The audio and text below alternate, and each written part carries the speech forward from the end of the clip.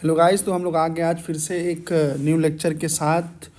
तो आज हम लोग क्लास नाइन्थ की the fundamental unit of life के हमने आज सेकंड लेक्चर को देखेंगे। और इससे पहले हम लोगों ने इसके बारे में हम लोगों ने डिस्कस कर लिया था, है ना।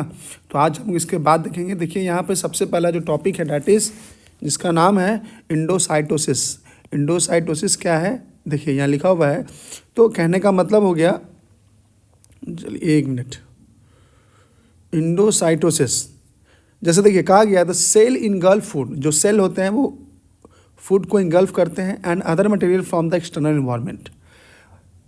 सच process are known as endocytosis. मतलब जो सेल होती है ना, बाहर से जो भी मटेरियल्स को अपने अंदर खाती है, इनगल्फ करती है, वही प्रोसेस क्या कहलाता है, इंडोसाइटोसिस। अमीबा जो होती है ना, acquires the food through such process. तो आपसे पूछा जा सकता है कि जो अमीबा होते हैं वो किस प्रोसेस द्वारा फूड को इंगल्फ करते हैं, तो याद रखिएगा इंडोसाइटोसिस। तो इंडोसाइटोसिस एक प्रोसेस होता है जिसमें वो क्या करते हैं, फूड को इंगल्फ करते हैं। अब देखिए नेक्स्ट टॉपिक है that is a cell wall. Cell wall क्या होता है, तो कहता है कि plant cell in addition to the plasma membrane have another rigid outer cover. अगर आप देखोगे, अगर इस तरह का मान लीजिए जो प्लाज्मा मेम्ब्रेन होता है, तो प्लाज्मा मेम्ब्रेन के चारों ओर एक लेयर इस तरह का होता है, ठीक है। यही एक तरह का जो लेयर होता है, इसी लेयर को हम लोग क्या बोलते हैं, इसी को बोलते हैं सेल वॉल, ठीक है। अब कह रहा है कि the cell wall is the outside the plasma membrane, और जो सेल वॉल होता है वो प्लाज्मा मेम्ब्रेन के बाहर होता है। The plant cell wall is mainly composed of cellulose, और जो प्लांट सेल होते हैं जनरली किससे बने होते हैं, ये बने होते हैं आपके सेल्यूलोज से, ठीक है। आगे देखिए नेक्स्ट कहता है cellulose is a complex substance. Cellulose क्या होता है, एक कॉम्प्लेक्स सब्सटेंस होता है and provide the structural strength. और ये जो सेलुलोज होती है वो प्लांट को स्ट्रक्चरल स्ट्रेंथ प्रदान करती है, मतलब पेड़ को मजबूती प्रदान करती है। अगर ये सेलुलोज नहीं होगा तो प्लांट जो होंगे ना वो मजबूत नहीं होंगे। तो आपसे ये बार बार पूछा जाता है कि जो आपके जो सेल वॉल होते हैं वो किससे बने होते हैं, तो याद रखिएगा सेलुलोज के बने होते हैं, ठीक है। अब देखिए नेक्स्ट टॉपिक है प्लाज्मोलाइसिस। प्लाज्मोलाइसिस का मतलब क्या होता है, देखिए यहाँ लिखा हुआ है। तो प्लाज्मोलाइसिस कहने का मतलब हुआ कि ऑल लिविंग सेल प्लांट जो होते हैं लूजेस वाटर, वो लूज करते वाटर किसके द्वारा, through osmosis process. That is the contraction and contact of cell. इससे क्या होता है, जो सेल होते हैं वो कॉन्ट्रैक्ट कर जाते हैं। This phenomena is known as plasmolysis. ये प्रोसेस क्या कहलाता है, प्लाज्मोलाइसिस। यानी कहने का मतलब जब कुछ सेल होते हैं जो अपने वाटर को लॉस करते हैं थ्रू एस्मोसिस, तो वो कॉन्ट्रैक्ट कर जाता है, और ये जो फेनोमेना होती है, जो घटना होती है, इसी को हम लोग बोलते हैं प्लाज्मोलाइसिस। कहता है only living cell and not dead cell are able to absorb water by osmosis.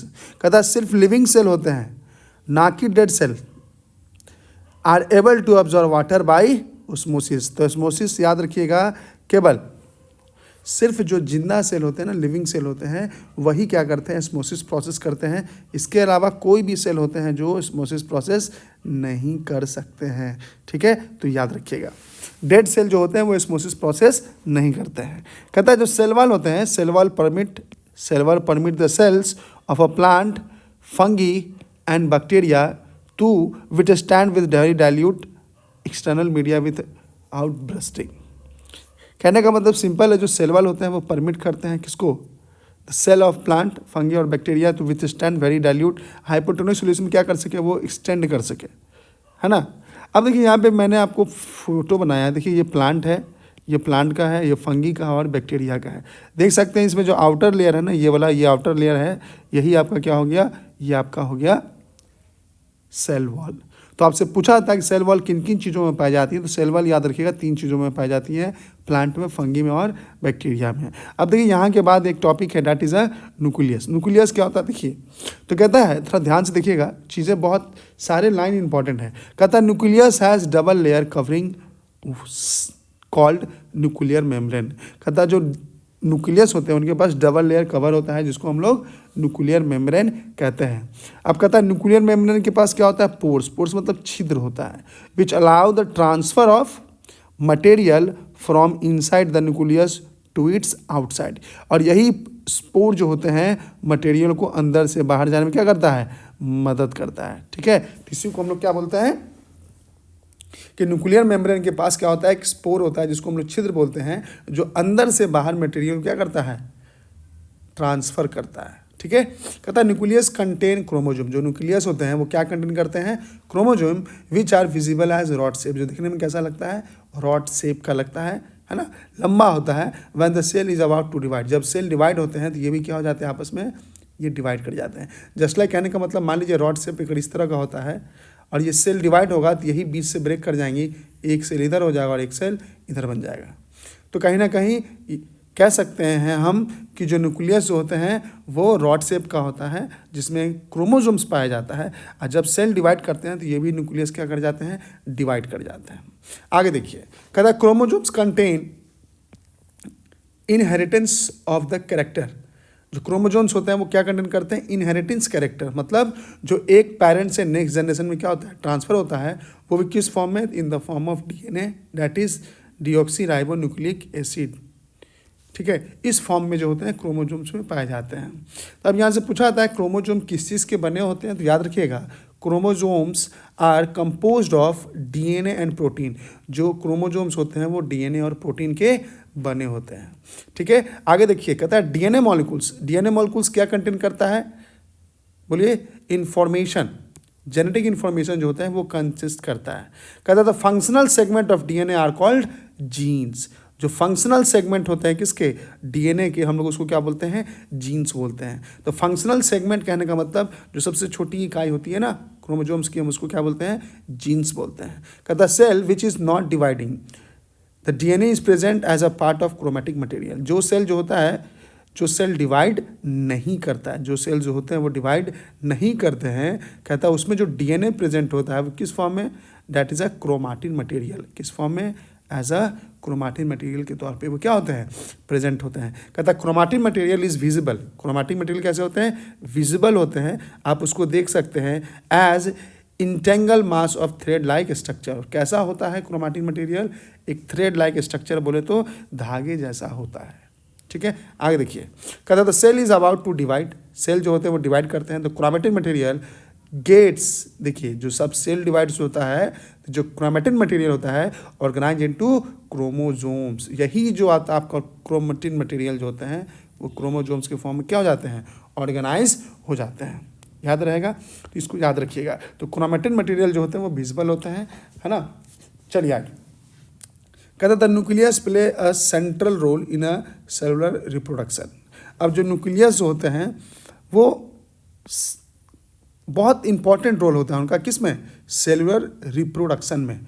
ठीक है, अगर न्यूक्लियस नहीं होंगे तो रिप्रोडक्शन नहीं होगा। The process by which single cell divide and form two new cells, इस प्रोसेस में क्या होता है, सिंगल सेल डिवाइड करते हैं और दो नए सेल का फॉर्मेशन करते हैं।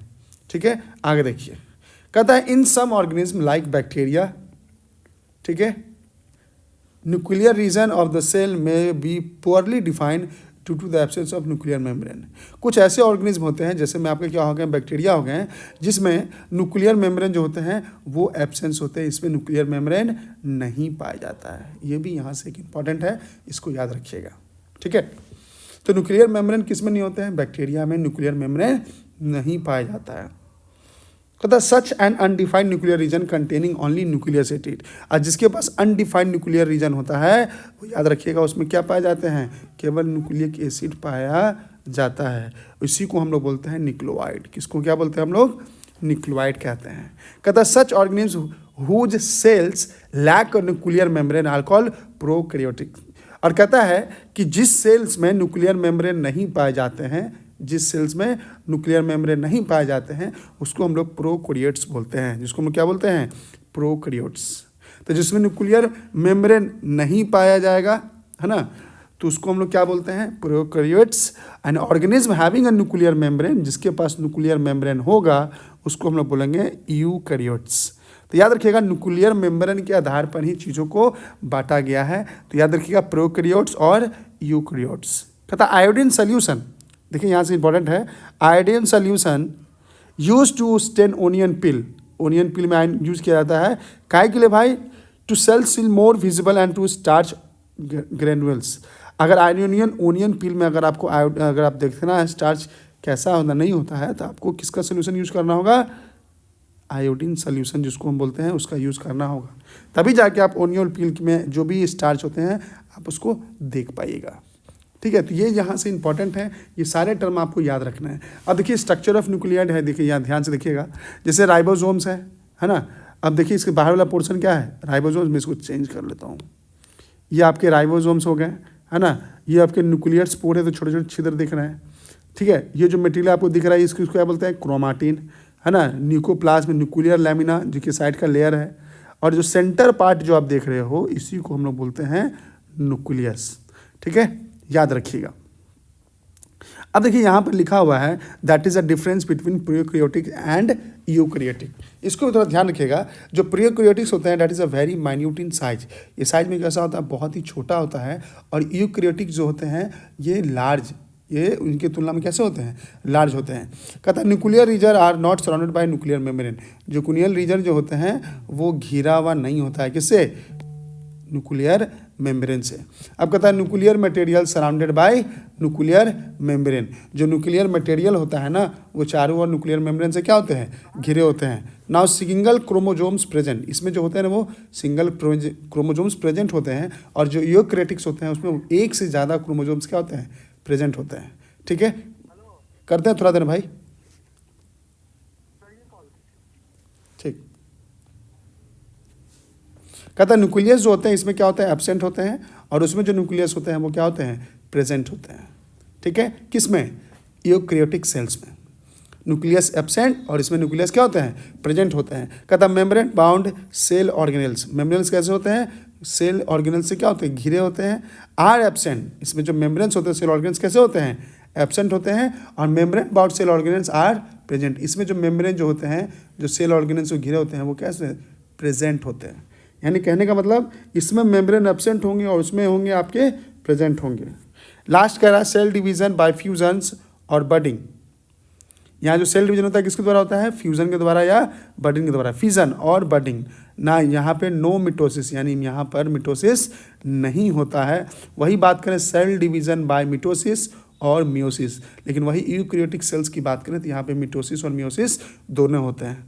ठीक है, तो ये जो डिफरेंस है, ये डिफरेंस यहाँ से बहुत इंपॉर्टेंट होता है। इस डिफरेंस को आप लोग याद रखिएगा, ये बहुत ही इंपॉर्टेंट है। अब देखिए यहाँ पे प्रोकैरियोटिक्स यूकैरियोटिक्स क्या है। अब देखिए सोचने की बात है, प्रोकैरियोटिक सेल में न्यूक्लियोइड होते हैं, ठीक है, सेल वॉल होता है, ठीक है, सेल मेम्ब्रेन होता है, राइबोसोम्स देखिए दोनों में पाया जाता है। लेकिन इसमें देखिए न्यूक्लियस, माइटोकॉन्ड्रिया और न्यूक्लियस तीनों पाए जाते हैं। इसमें न्यूक्लियोइड होता है और इसमें क्या होता है, न्यूक्लियस होता है। बस अंतर इतना है, याद रखना है। अब देखिए लिखा हुआ है साइटोप्लाज्म। साइटोप्लाज्म क्या होता है, तो cytoplasm is the fluid content inside the plasma membrane.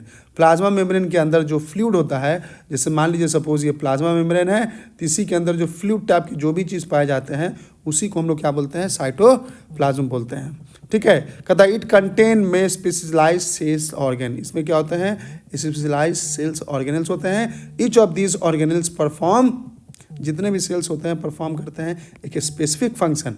इसमें जितने भी सेल ऑर्गेनल्स होते हैं उनका एक अपना एक स्पेशल फंक्शन परफॉर्म करने का काम होता है। Cells organelles are enclosed by membrane, और ये जो सेल्स ऑर्गेनल्स होते हैं मेम्ब्रेन्स के द्वारा क्या होते हैं, घिरे होते हैं। ठीक है, आगे देखिए नेक्स्ट टॉपिक है that is a cell organelles.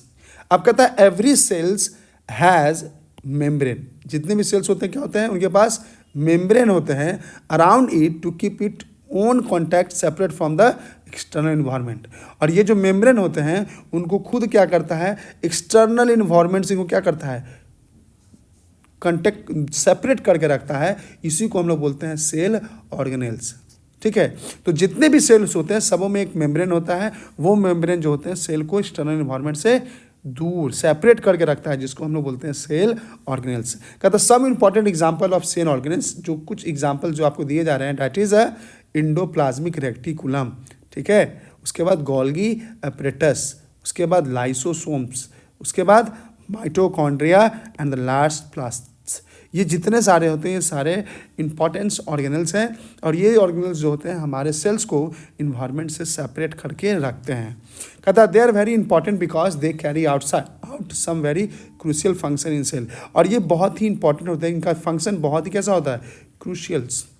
इसके बिना सेल रह ही नहीं सकते हैं। That's why this is very important. अब देखिए लिखा हुआ जो सबसे पहला है दैट इज इंडोप्लाज्मिक रेक्टिकुलम। यहाँ से ये चीज़ देखिए इंपॉर्टेंट है।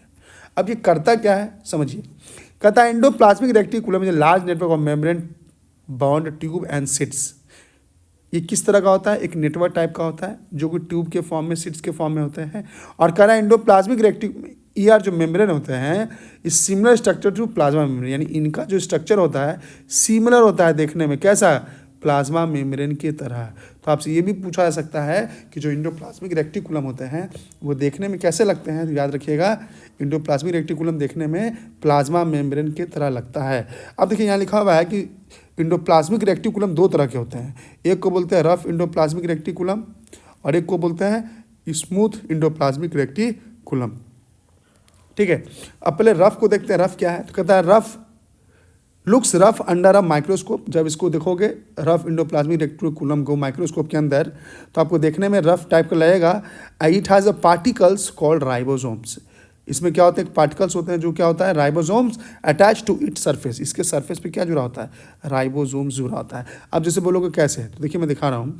ये आपको इंडोप्लाज्मिक रेक्टिकुलम है ना, ये रफ है। रफ में देखिए जितने जो छोटे छोटे ये आपके पार्टिकल्स हैं ना, ये इस पर क्या होते हैं, कनेक्ट होते हैं। इसी को क्या बोलते हैं हम लोग, राइबोसोम्स। तो रफ इंडोप्लाज्मिक ऊपर एक छोटे छोटे डॉट होते हैं जिसको हम लोग बोलते हैं राइबोसोम्स। आगे देखिए इसका अर्थ कह रहा है the ribosomes which are present in all active cells. और जो राइबोसोम्स होते हैं जितने भी एक्टिव सेल्स होते हैं सबों में प्रेजेंट होते हैं। Are the sites of protein manufacture.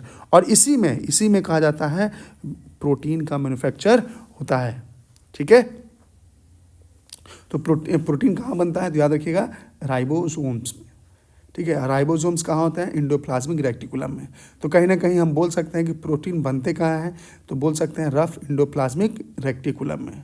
अगर ऑप्शन में केवल अगर इंडोप्लाज्मिक रेक्टिकुलम है तो वो भी मार सकते हैं, कोई दिक्कत नहीं है। अब देखिए कह रहा है कि smooth endoplasmic reticulum helps in manufacture of fat molecules. तो SERE किस में मदद करता है, तो मैन्युफैक्चर ऑफ फैट मॉलिक्यूल्स, ये यहाँ से इंपॉर्टेंट है। फैट को बनाने में SERE मदद करता है। और लिपिड्स को भी यही बनाता है। And an important cell function, और भी जो सेल फंक्शन है और भी कुछ जो काम होते हैं सेल के, वो ये करने का काम करते हैं। कहता some of this proteins and lipids helps in building the cell membrane. और यही जो आपके लिपिड्स और प्रोटीन होते हैं ये कहता है कि सेल मेम्ब्रेन को बनाने में भी मदद करते हैं। This process is known as membrane biogenesis. इसी प्रोसेस को हम लोग क्या बोलते हैं, मेम्ब्रेन बायोजेनेसिस। तो जिस प्रोसेस के द्वारा सेल मेम्ब्रेन बनते हैं लिपिड और प्रोटीन से की मदद से, उसी को हम लोग बोलते हैं मेम्ब्रेन बायोजेनेसिस। कहता some other protein and lipids functions, कुछ ऐसे प्रोटीन और लिपिड्स फंक्शंस हैं एज एंजाइम एंड हार्मोन। और ऐसे भी कुछ ऐसे आपके बोल सकते हैं प्रोटीन लिपिड्स हैं जो कि हार्मोन और एंजाइम्स की तरह काम करते हैं। One function of endoplasmic reticulum is to serve as channel for transport material. Endoplasmic reticulum का एक फंक्शन ये भी है कि किसी भी ट्रांसपोर्ट मटेरियल को ट्रांसपोर्ट करने में इसका काम करता है। स्पेशली प्रोटीन को भी ये क्या करता है, ट्रांसपोर्ट करता है between various regions of the cytoplasm और between the cytoplasm and the nucleus. यानी न्यूक्लियस और साइटोप्लाज्म के बीच में जो प्रोटीन को ट्रांसपोर्ट करता है, ट्रांसपोर्ट करने का काम कौन करता है, endoplasmic reticulum. SERE play crucial role in detoxifying many poisonous and drugs. अगर पॉइजनस ड्रग्स को, है ना, अगर ड्रग्स को, पॉइजन को डिटॉक्सिफाइंग करना है तो इसमें किसका रोल होता है, SER की, यानी स्मूथ इंडोप्लाज्मिक रेक्टिकुलम। आपके सामने देखिए फिगर है, इसको थोड़ा ध्यान से याद रखिएगा। तो ये वाला जो हो गया ना, इसको बोलते हैं हम लोग स्मूथ इंडोप्लाज्मिक रेक्टिकुलम, ये जो देख रहे हैं आप, ठीक है।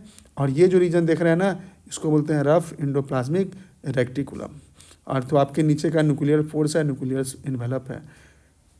तो फिगर देखने के बाद आपको चीज़ें बहुत क्लियर हो जाएंगी। स्मूथ का कहने का क्या मतलब है और रफ के कहने का क्या मतलब है। जो स्मूथ है उसके ऊपर देखिए किसी भी तरह का डॉटेड नहीं है, लेकिन जो रफ है उसके ऊपर देखिए एक डॉटेड बना हुआ है। ठीक है, नेक्स्ट कह रहा गोल्गी एपरेटस क्या होता है। कहता गोल्गी एपरेटस फर्स्ट किसके द्वारा डिस्क्राइब किया गया था, कैमिलियो गोल्गी के द्वारा। Consist of a system membrane bond vessels arrange approximately parallel to each other.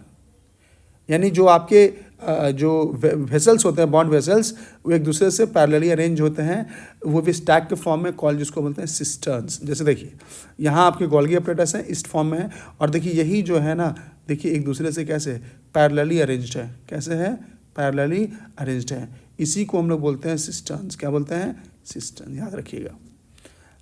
इसकी खोज कौन की थी, तो याद रखिएगा कैमिलो गोल्गी। कहता this membrane often have a connection with the membrane of ER. और ये जो मेम्ब्रेन होते हैं जनरली इसका कनेक्शंस पाया जाता है किसके साथ, ईआर बोले तो इंडोप्लाज्मिक रेक्टिकुलम के साथ। कहता material synthesize near the ER is packed and dispatch. तो मटेरियल जो सिंथेसाइज होते हैं इंडोप्लाज्मिक रेक्टिकुलम के पास, पैक्ड और dispatch various target inside the and outside the cell through the Golgi apparatus. अब गोल्गी अपरेटस के द्वारा जो भी मटेरियल्स बनते हैं, है ना, वो भी कहाँ, इंडोप्लाज्मिक रेक्टिकुलम जो के पास जो भी मटेरियल सिंथेसाइज होते हैं, है ना, वो कहता है कि टारगेट के पास उनको पहुंचाना, डिस्पैच करने का काम कौन करता है, गोल्गी अपरेटस। किसके द्वारा होता है, तो याद रखिएगा गोल्गी अपरेटस के द्वारा। ठीक है, अब जैसे प्रोटीन अगर इंडोप्लाज्मिक रेक्टिकुलम बना है तो वो भी ले जाने, डिस्पैच करने का काम कौन करेगा, गोल्गी अपरेटस। कहते the function include that is storage, modification, packaging products in a vessels. Vessel में क्या करना है, स्टोर करना, मॉडिफिकेशन करना और पैकेजिंग करना, ये काम किसका होता है, बताइए, गोल्गी अपरेटस का। कहता है in some cases complex sugars may be made from simple sugars in a Golgi apparatus. कुछ केस में ऐसे होते हैं जो कॉम्प्लेक्स शुगर्स होते हैं वो बनते हैं, वो भी कहाँ, इन सिंपल शुगर से, वो भी कहाँ बनते हैं, तो याद रखिएगा गोल्गी अपरेटस में। कुछ ऐसे केस है जहाँ ये देखा गया है। Golgi apparatus is also involving the formation of lysosome. और याद रखिएगा गोल्गी अपरेटस जो इन्वॉल्व होते हैं किसके फॉर्मेशन में, लाइसोसोम के फॉर्मेशन में, तो ये भी याद रखिएगा। ठीक है, आपके सामने देखिए गोल्गी अपरेटस का ये क्या है, फोटो है। अब इसके बाद हम लोग क्या करेंगे, गोल्गी अपरेटस के बाद हम लोग लाइसोसोम्स को पढ़ने की कोशिश करेंगे। कहता है लाइसोसोम्स आर मटेरियल्स। लाइसोसोम्स क्या होते हैं, मटेरियल होते हैं bound sac filled with digestive enzyme, जो कि किससे, जो घिरा होता है, मतलब उसका जो सैक होता है वो डाइजेस्टिव एंजाइम से भरा होता है। देखिए ये आपका लाइसोसोम्स है। अब देखिए ये जो बाहर वाला ये क्या मेम्ब्रेन है जो आपके आउटर लेयर दिखा रहा है, ये क्या है, आपके एंजाइम्स है ना, और ये जो देख रहे हो गोल गोल ये क्या है, ट्रांसपोर्ट प्रोटीन। तो लाइसोसोम जो अंदर से होते हैं यही एंजाइम से क्या होते हैं, भरे होते हैं। ठीक है, आगे देखिए, कह रहा this enzyme are made up of RER। और ये एंजाइम किस चीज़ के बने होते हैं, रफ इंडोप्लाज्मिक रेक्टिकुलम के। Lysosomes are a kind of wastage. Lysosome क्या होता है, एक तरह का वेस्टेज होता है, disposal system of the cell. Lysosomes क्या है, सेल के एक तरह के वेस्टल डिस्पोजल सिस्टम पर क्या करते हैं, काम करते हैं। This helps to clean the cell, clean by the digesting any foreign material. और ये क्या करता है, सेल को काम करता है, कैसे साफ करता है, जितने भी फॉरेन मटेरियल्स होते हैं उसको डाइजेस्ट करके। Foreign material entering the cell, जैसे ही फॉरेन मटेरियल सेल के अंदर इंटर करता है, ठीक है, such as bacteria, food, end up lysosomes. और क्या करता है, ये लाइसोसोम्स में क्या हो जाते हैं, खत्म हो जाते हैं। Which break up complex substance into simpler substance, जो कि जितने भी कॉम्प्लेक्स सब्सटेंस होते हैं उसको वो सिंपलर सब्सटेंस में क्या कर देता है, ब्रेक कर देता है, यानी तोड़ देता है। Lysosomes are able to this because, lysosome ऐसा करते हैं, इसके योग होते हैं क्योंकि they contain powerful digestive enzyme, क्योंकि उनके अंदर बहुत ही पावरफुल डाइजेस्टिव एंजाइम पाया जाता है, capable of breaking down all organic materials, जो क्या करता है, जितने भी ऑर्गेनिक मटेरियल होते हैं उसको क्या करता है, ब्रेक डाउन, मतलब उसको तोड़ता है। When the cell gets damage, जब सेल डैमेज कर जाते हैं, लाइसोसोम्स में बरस्ट, जब सेल्स डैमेज होते हैं तो लाइसोसोम्स क्या करता है, ब्रस्ट कर जाता है। And enzyme digestive their own cells, और जो एंजाइम होती है अपने सेल्स को क्या कर लेती है, डाइजेस्ट कर जाती है, पचा जाती है। इसलिए lysosomes are also known as suicidal bag of the cell, इसलिए हम लोग इसको suicidal bag of the cell भी कहते हैं। ठीक है, याद रहेगा। अब देखिए नेक्स्ट जो है दैट इज अ माइटोकॉन्ड्रिया। अब देखिए माइटोकॉन्ड्रिया क्या कह रहा है कि mitochondria are known as power house of the cell. Mitochondria को हम लोग power house of the cell भी कहते हैं। Mitochondria has a 2 membrane covering. Mitochondria के पास क्या होता है, 2 कवरिंग मेम्ब्रेन होता है। The outer membrane is porous, outer membrane जो होता है वो उसमें छेद होता है, while inner membrane is deeply folded, लेकिन इनर मेम्ब्रेन कैसा होता है, फोल्डेड होता है। जैसे देखिए ये आपके राइबोसोम्स है ना, इनर मेम्ब्रेन देख रहे हैं आप, ये फोल्डेड है, इस टाइप का है, और आउटर मेम्ब्रेन देख रहे हैं ये है ना, इसमें देखिए गोल गोल जो है वो क्या है, राइबोसोम्स है। ठीक है, आगे देखिए, और इसमें क्या पाए जाते हैं, DNA। तो राइबोसोम्स, याद रखिएगा एक चीज़, जो आपके माइटोकॉन्ड्रिया होते हैं उसमें क्या पाए जाते हैं, राइबोसोम्स डीएनए, ये दोनों पाए जाते हैं। ये चीज़ यहाँ से इम्पॉर्टेंट है। अब देखिए कह रहा है कि this folds increase surface area for ATP. ये जो फोल्ड होता है इंक्रीज होता है किसके लिए? For ATP. एटीपी मतलब एडिनो ट्राइफॉस्फेट। काहे के लिए भाई? Generating chemical reactions. Chemical reactions को जनरेट अगर करना हो तो उसके लिए जो सरफेस एरियाज होते हैं वो क्या कर जाते हैं? इंक्रीज कर जाते हैं। कहता है energy required for various chemical activities need for life. जितनी भी एनर्जी रिक्वायर होती हैं वो भी किसके द्वारा? वेरियस केमिकल एक्टिविटीज़ के द्वारा। वो किस चीज़ के लिए जरूरत पड़ता हो? That is a life release by mitochondria. वो कहाँ रिलीज होता है? माइटोकॉन्ड्रिया में, in the form of ATP, जिसको हम क्या बोलते हैं? ATP, that is adeno triphosphate molecules. तो जो माइटोकॉन्ड्रिया में जो एनर्जी रिलीज होती है वो किस फॉर्म में होती है? तो याद रखिएगा एटीपी के फॉर्म में होता है, जिसको हम लोग एडिनो ट्राइफॉस्फेट बोलते हैं। अब कहता है ATP is also known as energy currency of the cell. ATP को हम लोग क्या बोलते हैं? Energy currency of the cell. The body use energy, body जो होते हैं इसी एनर्जी का यूज़ करके जो स्टोर होता है किसके फॉर्म में? एटीपी के फॉर्म में। मेक न्यू केमिकल कंपाउंड्स, और नए केमिकल्स कंपाउंड को फॉर्मेशन करते हैं। They have their own DNA and ribosomes. इनके पास अपना डीएनए और राइबोसोम्स पाया जाता है। Therefore mitochondria are able to make some their own protein. यही वजह है कि माइटोकॉन्ड्रिया जो होती हैं वो सेल्फ अपना प्रोटीन बनाती है ना। तो यहाँ से ये भी इंपॉर्टेंट है, इसको याद रखिएगा। तो माइटोकॉन्ड्रिया को हम लोग क्या बोलते हैं? Power house of the cells. अब देखिए नेक्स्ट है that is a plastids. Plastids क्या होता है? तो कह रहा देखिए, कहता plastids are present only in plant cells. Plastids कहाँ पाए जाते हैं? प्लांट सेल्स में पाए जाते हैं। There are two types of plastids. कितने तरह के होते हैं? दो तरह के। Chromoplasts that is colour plastids and leucoplasts that is a white और colourless plastids. Chromoplast containing pigments called chlorophyll. जो क्रोमोप्लास्ट होते हैं उसमें क्लोरोफिल पाए जाते हैं, जिसको हम लोग बोलते हैं क्लोरोप्लास्ट। तो क्लोरोप्लास्ट जनरली कहाँ होते हैं? प्लास्टिड्स में पाए जाते हैं। और क्लोरोप्लास्ट में क्या पाया जाता है? क्लोरोफिल। कहता chloroplast are important for photosynthesis in plant. और फोटोसिंथेसिस के लिए क्लोरोप्लास्ट का होना बहुत ही जरूरी है। आगे देखिए, कहता chloroplast also contain various yellow और orange pigment in addition to chlorophyll. कहता क्लोरोफिल के अलावा क्लोरोप्लास्ट में येलो कलर का और ऑरेंज कलर का भी पिगमेंट्स पाया जाता है। इसलिए कहा जाता है कि ल्यूकोप्लास्ट आर प्राइमरली ऑर्गेनेल्स। इसलिए ल्यूकोप्लास्ट को हम क्या बोलते हैं? Primarily organelles in which material such as starch, oil and protein granules are also stores. तो ल्यूकोप्लास्ट जो होते हैं उसको हम लोग प्राइमरी ऑर्गेनेल्स बोलते हैं, जिसमें क्या क्या स्टोर होते हैं। तो यहाँ से ये याद करने वाली है, जिसमें स्टार्च, ऑयल, प्रोटीन, ये सारे कुछ पाए जाते हैं। Like the mitochondria plastids also have their own DNA. इसलिए माइटोकॉन्ड्रिया के पास है ना, प्लास्टिड्स के पास, सबके पास क्या होता है? अपना ओन डीएनए और राइबोसोम्स पाया जाता है। ये यहाँ से इंपॉर्टेंट है। और आप देख सकते हैं प्लास्टिड्स किस तरह के होते हैं। इसमें स्ट्रोमा है ना, लैमिना, आउटर मेम्ब्रेन, ये सब कुछ इसके अंदर पाया जाता है। तो सेल का आप शेप देख सकते हैं किस किस फॉर्म में है। आप देख के बता सकते हैं कि किस कौन से सेल को क्या कह सकते हैं। आगे देखिए नेक्स्ट है आपका वैक्यूल। अब देखिए वैक्यूल क्या कह रहा है? कहता है vacuole are store sacs for solid और लिक्विड कंटेंट। जो वैक्यूल्स होते हैं वो क्या स्टोर करते हैं? सॉलिड और लिक्विड कंटेंट। ये यहाँ से इंपॉर्टेंट है। कहता है vacuole are small in size in animal cell while plant cell have a very large vacuole. Animal में बहुत छोटा होता है, लेकिन इसमें क्या होता है? बड़ा होता है। ठीक है, एनिमल में छोटा और प्लांट में बड़ा पाया जाता है। Central vacuole of plant cells में occupy 15 to 90% of the cell. जो सेंट्रल वैक्यूल होते हैं वो टोटल सेल का 50 to 90% वॉल्यूम क्या करता है? ऑक्यूपाई करता है, जगह छीनता है। The plant cell vacuole are full of cell sap. जो प्लांट सेल में जो वैक्यूल होते हैं वो किससे फुल भरा होता है? सेल सैप से। And provide the turgidity and rigidity of the cell. और यही जो होता है उसको मजबूती प्रदान करती है। कौन? Cell sap. तो सेल सैप कहाँ होता है? वैक्यूल के अंदर पाया जाता है।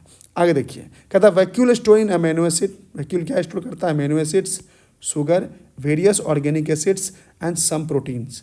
तो यहाँ देखिए, यहाँ से ये इंपॉर्टेंट है कि वैक्यूल क्यों क्या पाया जाता है? तो अमीनो एसिड्स उसमें पाया जाता है, शुगर पाया जाता है, बहुत सारे ऑर्गेनिक एसिड पाए जाते हैं और प्रोटीन भी पाए जाते हैं। तो ये जितने भी क्वेश्चन है यहाँ से ऑब्जेक्टिव बन सकते हैं कि इनमें से किन में प्रोटीन नहीं पाया जाता है, इनमें से किन में एमिनो एसिड पाया जाता है। तो यहाँ सबके आंसर क्या है आपके वैक्यूल ही होंगे। कहता है single cell organism like amoeba, single cell जैसे में अमीबा हो गया, the food vacuole contain the food items that amoeba has consume.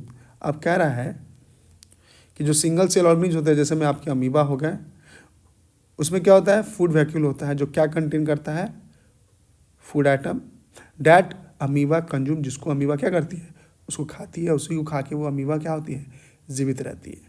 Vacuole also play important role in the expelling excesses the water.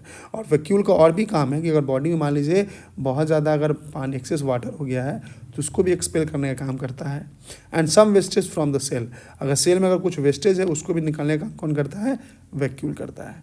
तो ये भी यहाँ से याद रखिएगा। Thus the cell has a basic structure organisation, इसलिए कहा जाता है सेल को स्ट्रक्चरल ऑर्गेनाइजेशन, ठीक है।